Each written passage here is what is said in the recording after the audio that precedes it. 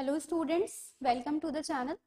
So the topic for today's discussion is type of contract. हम लोग पढ़ रहे थे इंडियन कॉन्ट्रैक्ट एक्ट, उसी का एक और टॉपिक आज हम कवर करने वाले हैं जिसका नाम है टाइप ऑफ कॉन्ट्रैक्ट्स। ठीक है, तो जब हम टाइप्स ऑफ कॉन्ट्रैक्ट्स पढ़ रहे हैं तो हमारे जो कॉन्ट्रैक्ट्स के डिवीजन है वो मेजर 4 कैटेगरीज के अंदर है। ओके, तो on the basis of creation और फॉर्मेशन, यानी किस तरीके से वो क्रिएट हो रहे हैं, फॉर्म हो रहे हैं। दूसरी कैटेगरी है on the basis of enforceability. Enforceable हमने देखा था क्या होता है, when legal rights are available, तो उसके बेसिस पे हमारे पास different types of contract available हैं। उसके बाद हमने देखा दूसरी category on the basis of execution और परफॉर्मेंस। उसके बाद जो लास्ट कैटेगरी है वो है on the basis of obligation. हर एक कैटेगरी के अंदर different types of contracts cover किए गए हैं। So let us discuss with the first category, that is on the basis of creation और formation. Okay, so let us understand the first category, that is on the basis of creation or formation. Okay, तो सबसे पहला जो type of contract इसके अंदर cover है वो है एक्सप्रेस कॉन्ट्रैक्ट। जैसा आपको नाम से ही पता लग रहा होगा, एक्सप्रेस का क्या मतलब होता है, जब आप हर चीज बोल के या लिख के एक्सप्रेस कर रहे हो, आप हर चीज को जाहिर कर रहे हो कि हाँ ये चीज ऐसे होने वाली है। ठीक है, हर चीज आपकी एक्सप्रेस है, आपको कुछ भी इमेजिन करने की या कुछ भी बिना सुने समझने की कोई भी चीज करने की जरूरत नहीं है। आपको हर चीज बताई जाएगी या आपको लिख के बताई जाएगी या बोल के बताई जाएगी, सब कुछ आपको पता है। तो एक्सप्रेस कॉन्ट्रैक्ट जैसा हम एग्जांपल लेके चल रहे थे कि अगर मैं आपसे डायरेक्टली किसी चीज के रिलेटेड बात कर रही हूँ कि हम एक कॉन्ट्रैक्ट में एंटर करने वाले हैं जहाँ पे मैं आपको कोई स्मार्टफोन या लैपटॉप कुछ भी for a particular consideration sale करने वाली हूँ। ठीक है, तो आप क्या उस ऑफर को एक्सेप्ट कर रहे हो या नहीं कर रहे हो। ओके, तो एक्सप्रेस ऑफर ऐसे ऑफर होते हैं जिसके अंदर आपका ऑफर या फिर एक्सेप्टेंस जो होती है दोनों ही या तो स्पोकन वर्ड्स में होगा या फिर रिटन वर्ड्स में होगा। हर चीज क्या होगी, एक्सप्रेस्ड होगी। ठीक, वहीं अगर कॉन्ट्रैक्ट है, यस ऑब्वियसली कॉन्ट्रैक्ट की बात करें तो दूसरा होता है इम्प्लाइड। इम्प्लाइड का क्या मतलब होता है, जहां पे कोई चीज एक्सप्रेस नहीं है, आपको खुद से वो चीज मालूम है। ठीक है, आपको खुद से वो चीज पता है कि ये चीज ऐसे है, यानी अगर यहाँ पे एक ऐसी सिचुएशन अराइज हो रही है तो आपको पता है कि वहां पे किसी स्पोकन वर्ड्स की या फिर किसी रिटन वर्ड्स की जरूरत नहीं है। आपको पता है कि आप एक कॉन्ट्रैक्ट में एंटर हो गए हो। इसकी एक एग्जाम्पल अगर हम लें तो जैसे आप अगर कहीं से ट्रैवल कर आ रहे हो, आप रेलवे स्टेशन में उतरे हो या कहीं जा रहे हो, तो अगर एक कुली ने आपका सामान उठा लिया है और आप रोक नहीं रहे हो उसको, उसने उठा लिया और आपको एक पर्टिकुलर दूसरी जगह पर वो ले गया, वहां पे आपका सामान उसने रख दिया, तो अब आपको ये पता है कि वहां पे आप भले ही एक्सप्रेसली एक कॉन्ट्रैक्ट में एंटर नहीं हुए, बट आपको ये मालूम है कि जिस पॉइंट पे उस कुली ने आपका सामान उठाया वहीं से आप एक ऐसे इम्प्लॉइड कॉन्ट्रैक्ट में एंटर हो गए हो जहां जब वो आपका सामान रखेगा आपको उसको कंसिडरेशन देनी ही पड़ेगी। आप ऐसा नहीं बोल सकते कि भाई मैं तो एक्सप्रेस कॉन्ट्रैक्ट में आया ही नहीं, मैंने तो तुमसे बोला ही नहीं मेरा सामान उठाओ। तो नहीं, इम्प्लॉइड कॉन्ट्रैक्ट्स एक ऐसी कैटेगरी में आएगा जहां भले ही कोई चीज बोली ना गई हो, कोई चीज लिखी ना गई हो, बट अंडरस्टूड हो कि आप एक कॉन्ट्रैक्ट में एंटर हो रहे हो। फॉर एग्जाम्पल, आप अपने कहीं पे मोची के पास गए हो, अपने शूज ठीक कराने के लिए गए हो, तो आपने अपना पैर उसके सामने या शूज उसके सामने उतार के रख दिए, तो वो भी एक इम्प्लॉइड कॉन्ट्रैक्ट है, क्योंकि जो बंदा उसको ठीक करने के लिए बैठा है या पॉलिश करने के लिए बैठा हुआ है तो उसको मालूम है कि मुझे अब क्या करना है, इनको ठीक करना है या पॉलिश करना है, और उसके बाद वहीं से कॉन्ट्रैक्ट एक फॉर्म हो जाएगा और उसके बदले आपको भी उसको क्या करनी होगी, एक कंसिडरेशन देनी होगी। तो भले ही कुछ भी वर्ड्स में नहीं हुआ, कुछ भी रिटन में नहीं हुआ, बट वहां पे एक इम्प्लॉइड कॉन्ट्रैक्ट फॉर्म हो गया। ओके, दूसरी चीज अगर हम बात करें तो कुछ कॉन्ट्रैक्ट्स क्वासी कॉन्ट्रैक्ट्स होते हैं। ठीक है, quasi contracts are not the real contracts but the resembles like a contract. ठीक है, ये ऐसे कॉन्ट्रैक्ट्स हैं, ऐसी रिस्पॉन्सिबिलिटी और ऑब्लिगेशंस होती हैं जो सिटीजन्स के ऊपर गवर्नमेंट खुद इम्पोज करता है, कहता है कि ये एक तरीके के कॉन्ट्रैक्ट हैं जिसमें आप गवर्नमेंट के जरिए आपको इम्पोज कर दिया गया है, आपको वो क्या है, ऑब्लिगेशंस को फुलफिल करना ही करना है। फॉर एग्जाम्पल, लॉस्ट गुड्स की या लॉस्ट आइटम्स की अगर आप कैटेगरीज देखो तो वो क्वासी कॉन्ट्रैक्ट के अंदर कवर हो जाती हैं। जैसे अगर किसी का सामान खो गया, किसी की कोई चीज खो गई और वो चीज किसको मिल गई, आपको मिल गई। ठीक है, तो आप वहां से क्या हो गए, एक क्वासी कॉन्ट्रैक्ट में एंटर हो गए, क्योंकि अब जब आपको किसी और का सामान मिला है तो वहां पे आपकी ये ऑब्लिगेशन है, आपकी ये रिस्पॉन्सिबिलिटी है कि आप क्या करो, उसको वापस से उस बंदे तक पहुंचाओ जिसका वो सामान है। यानी आप अनड्यू एडवांटेज या अपने बेनिफिट के लिए उसको यूज नहीं कर सकते हो। गवर्नमेंट ने आपको एंटर कर दिया इन अ क्वासी कॉन्ट्रैक्ट जहां पे आपको वो आइटम अब उस पर्सन को रिटर्न करना होगा, वरना आप कहीं पुलिस स्टेशन में या कहीं दोगे, बट आपकी जो ऑब्लिगेशन है, जो आपकी रिस्पॉन्सिबिलिटी है, आपको उसको फुलफिल करना होगा। Okay, next type of contract है E contract. As the name suggest, what does E means, E means electronic contract. ठीक है, जब भी कोई ऐसा कॉन्ट्रैक्ट फॉर्म होगा जिसके अंदर आपका जो ऑफर है और जो एक्सेप्टेंस है वो इलेक्ट्रॉनिक मीडियम के थ्रू सेंड करी जा रही है और एक्सेप्ट करी जा रही है। जैसे मोस्ट कॉमन एग्जांपल आप इसका ले सकते हो ईमेल्स वगैरह, ठीक है। आपने किसी को ईमेल किया कि मैं आपको ये ऑफर सेंड कर रहा हूँ, ठीक, इलेक्ट्रॉनिकली आप किसी को सेंड कर रहे हो, उसने क्या करा, इलेक्ट्रॉनिकली ही उसको एक्सेप्ट कर लिया। फॉर एग्जाम्पल अगर आप ऑनलाइन शॉपिंग कर रहे हो, ठीक है, तो ऑनलाइन शॉपिंग के अंदर आपका कॉन्ट्रैक्ट कैसे स्टार्ट हुआ कि जैसे आपने कोई प्रोडक्ट डिसाइड करा कि आप उसको परचेज करने वाले हो, आपको उसने क्या करा, आपने उसको क्या करा, अपनी कार्ट में एंटर कर लिया, ठीक है, आप अब उसको क्या करने वाले हो, बाय करने वाले हो, वहीं से आपका कॉन्ट्रैक्ट क्या हो गया, स्टार्ट हो गया। अब जो दूसरी पार्टी है, जो आपका सेलर है ऑनलाइन जो बैठा हुआ है, उसकी ऑब्लिगेशन क्या अराइज हो गई कि उसको आपके जो प्रोडक्ट आपने चूज किया है उसको डिलीवर कराना पड़ेगा। इन रिटर्न आपको कंसिडरेशन पे करनी होगी। अब वो कंसिडरेशन आप या तो कैश ऑन डिलीवरी भी दे सकते हो या एट द सेम टाइम तभी ऑनलाइन पेमेंट भी यूज कर सकते हो। तो इस तरीके के कॉन्ट्रैक्ट जो इलेक्ट्रॉनिकली फॉर्म होते हैं उनको क्या कहते हैं, ई कॉन्ट्रैक्ट्स कहते हैं। Now let's begin with the another category. Okay, so now let's begin with the another category of types of contract.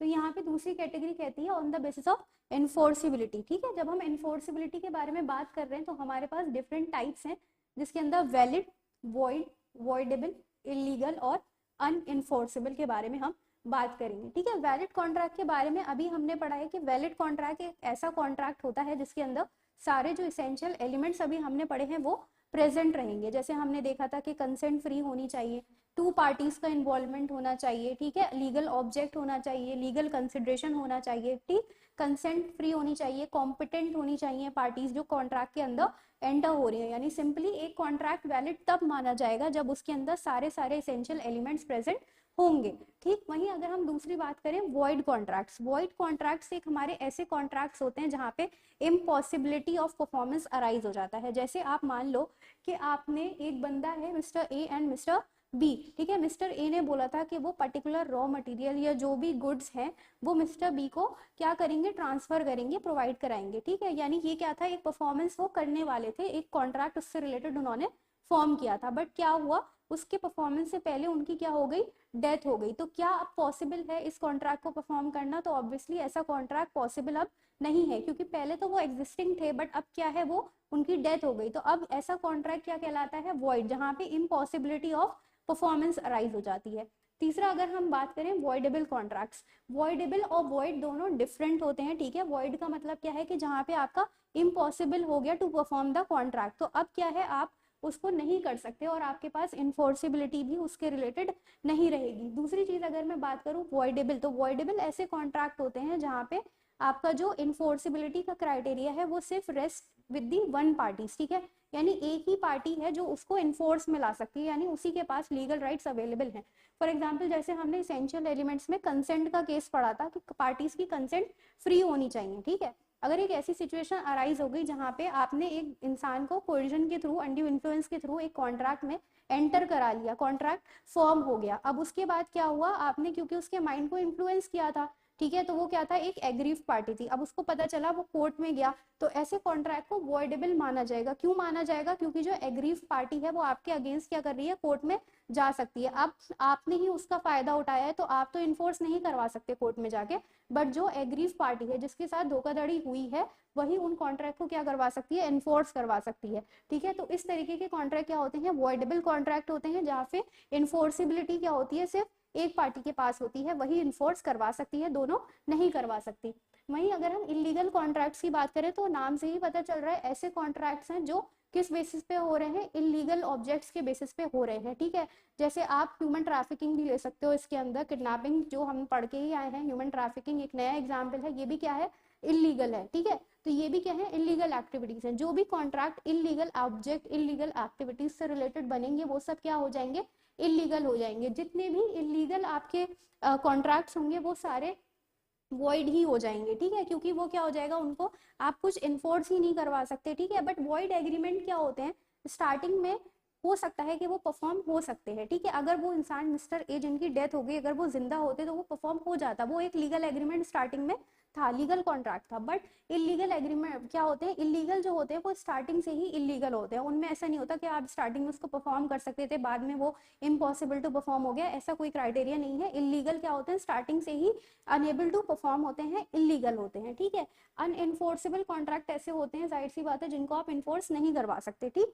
But ये ऐसे कॉन्ट्रैक्ट होते हैं कि जब आपका कॉन्ट्रैक्ट में कुछ डिफेक्ट हो गया हो, ठीक है, यानी आपने कॉन्ट्रैक्ट तो फॉर्म कर लिया बट उसके अंदर कोई चीज, या तो आपका मैसेज एकदम क्लियर नहीं था, या फिर आपके सिग्नेचर किसी पार्टी के उसके अंदर अवेलेबल नहीं थे, तीसरी चीज, या फिर आपने क्या करा, आपने डेट सही से मेंशन नहीं करी, तो ये सारी चीजें क्या हो जाती हैं, ऐसे कॉन्ट्रैक्ट को एक अनएनफोर्सेबल कॉन्ट्रैक्ट बना देती हैं। आप उसके रिलेटेड कोर्ट में नहीं जा सकते, वो अनएनफोर्सेबल हो गया, आपके पास कोई भी लीगल राइट्स अवेलेबल नहीं है। Okay, now on the basis of next category we have on the basis of execution और परफॉर्मेंस, यानी एग्जीक्यूट करना, किसी चीज को करवाना। तो किसके बारे में बात हो रही है यहाँ पे, कॉन्ट्रैक्ट के बारे में बात हो रही है। तो कॉन्ट्रैक्ट के एग्जीक्यूशन और परफॉर्मेंस के बेसिस पे we have two types of contract, executed contract और एग्जीक्यूटरी कॉन्ट्रैक्ट, ठीक है। एग्जीक्यूटेड का क्या मतलब होता है, ईडी, आपको नाम से ही पता चल रहा हो, ईडी कोई चीज क्या है, पास्ट में चली गई, हो चुकी है, ठीक है।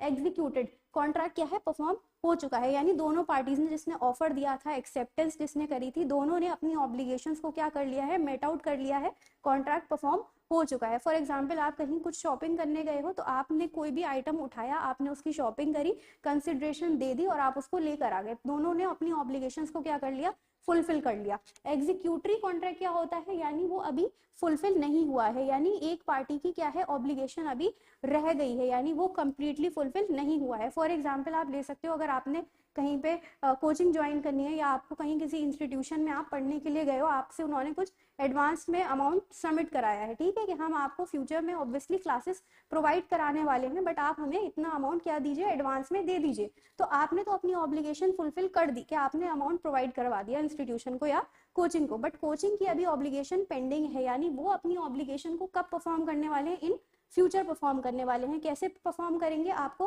कोचिंग प्रोवाइड करके, आपको पढ़ा के। तो ऐसे कॉन्ट्रैक्ट जिसमें एक की तो ऑब्लिगेशन फुलफिल है, बट अभी दूसरी की जो ऑब्लिगेशन है वो इन फ्यूचर परफॉर्म होने वाली है, तो उनको हम क्या कहते हैं, एग्जीक्यूटरी कॉन्ट्रैक्ट कहते हैं। Now the last category that we have is on the basis of obligation, ठीक है। जब हम on the basis of obligation के बारे में बात कर रहे हैं, यानी ऑन द बेसिस ऑफ उनकी क्या क्या जिम्मेदारी है, किसकी क्या रिस्पॉन्सिबिलिटीज हैं, ठीक है। यूनिलेटरल कॉन्ट्रैक्ट्स, जैसे आपको पता है यूनि का क्या मतलब होता है, सिंगल, ठीक है। तो यूनिलेटरल कॉन्ट्रैक्ट्स एक ऐसे कॉन्ट्रैक्ट होते हैं जिसके अंदर सिर्फ और सिर्फ एक पार्टी की ही ऑब्लिगेशन रह गई है, ठीक है, उसी को करना है। यूनिलेटरल कॉन्ट्रैक्ट्स की एग्जांपल अगर आप देखो, फॉर एग्जांपल अगर मिस्टर ए है, ठीक है, मिस्टर ए ने क्या करा है, किसी एक इंसान के लिए कुछ पोस्टर पब्लिश करवाए, उन्होंने पोस्टर छपवा दी कि ये इंसान क्या है, खो गया है, और इसको जो भी ढूंढेगा उसको हम सर्टेन अमाउंट क्या देंगे, एज अ गिफ्ट देंगे, एज अ इनाम देंगे, ठीक है।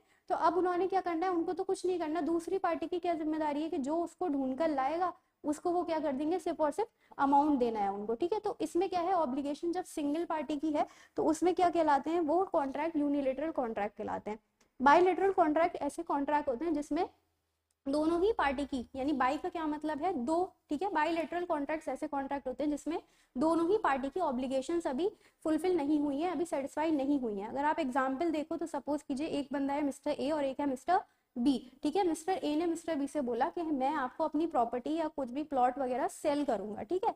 एक सर्टेन डेट डिसाइड हुई कि हम इस डेट पे सेल करेंगे, तो बी ने क्या बोला कि ठीक है, आप मुझसे सर्टेन अमाउंट एडवांस अभी ले लीजिए, या फिर 50,000 आप मुझसे अभी एडवांस ले लीजिए, बाकी का बचा पैसा जब आप जिस डेट पे मुझे अपनी प्रॉपर्टी ट्रांसफर करेंगे उस डेट पे मैं आपको रिमेनिंग अमाउंट भी दे दूंगा, ठीक है। तो यहाँ पे अभी दोनों की ही ऑब्लिगेशन फुलफिल नहीं हुई है, ना तो उन्होंने अभी प्लॉट ट्रांसफर किया है, ना ही उन्होंने अपना कंप्लीट अमाउंट ट्रांसफर किया है। तो इस तरीके से बायलेटरल कॉन्ट्रैक्ट कौन से होते हैं, जिसमें दोनों की ही ऑब्लिगेशन अभी पेंडिंग है, बट क्या होती है, जब फ्यूचर में वो हो जाएंगी तो कॉन्ट्रैक्ट क्या हो जाएगा, कंप्लीट हो जाएगा।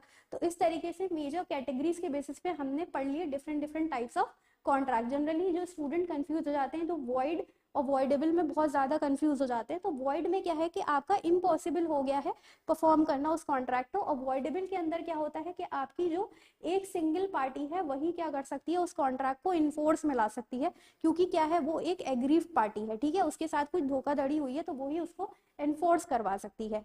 सो here we completed the types of contract. In the next video we will begin with the further discussion of the topic.